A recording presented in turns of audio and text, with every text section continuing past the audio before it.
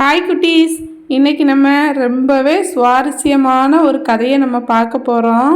இந்த கதையில் காட்டில் வாழ்கிற விலங்குகள் எப்படி கல்வியின் மதிப்பை புரிந்து கொள்கிறாங்கன்னு தெரிந்து கொள்ள போகிறோம்.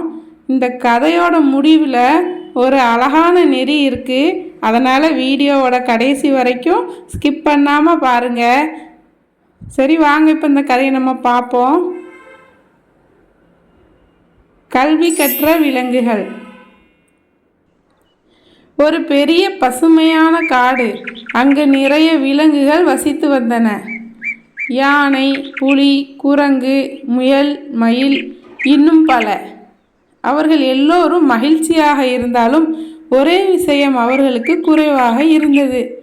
அது என்னன்னா கல்வி அறிவு. ஒரு நாள் புலி ஒரு கூட்டம் வைத்தது.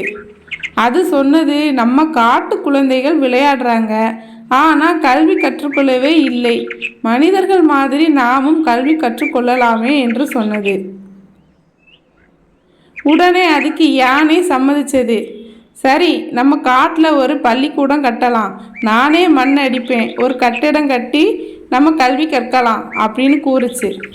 உடனே குரங்கு மகிழ்ச்சியுடன் கைதட்டி, அப்போ நான் எல்லோருக்கும் பாடம் சொல்ல உதவுவேன் என்றது. மயில் அழகாக ஆடிக்கொண்டே சொன்னது, நான் வர்ணங்கள் வரைதல் கற்றுக்குவேன் என்று.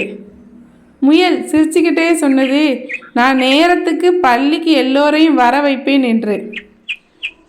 அப்படி எல்லா விலங்குகளும் சேர்ந்து காட்டுக்கு நடுவில் ஒரு பள்ளிக்கூடம் கட்டினாங்க. அந்த பள்ளியின் பெயர் காட்டின் கல்வி மையம்.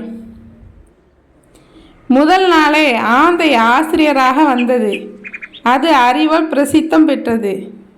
இன்றிலிருந்து நம்ம காடு முழுக்க அறிவு ஒளி பரவட்டும் என்றது. அதுக்கு பிறகு எல்லா விலங்குகளும் தங்களுக்கு பிடித்த பாடங்களை கற்றுக்கொண்டன. யானை கணக்கில் திறமை காட்டியது. குரங்கு வாசிக்க கற்றுக்கிட்டது. முயல் எழுத்து எழுதி பழகியது. புலி நல்ல பேச்சாளர் ஆனது. நானும் அவர்கள் பள்ளிக்கு வந்து மகிழ்ச்சியுடன் கற்றுக்கொண்டனர். ஒரு நாள் மனிதர்கள் அந்த காட்டுக்குள் வந்தார்கள். அவர்கள் விலங்குகள் புத்தகம் படித்து கொண்டிருப்பதை கண்டு ஆச்சரியப்பட்டார்கள். விலங்குகளும் இப்படி கல்வி கற்றுக்கிறாங்களே என்று பிரமித்தார்கள்.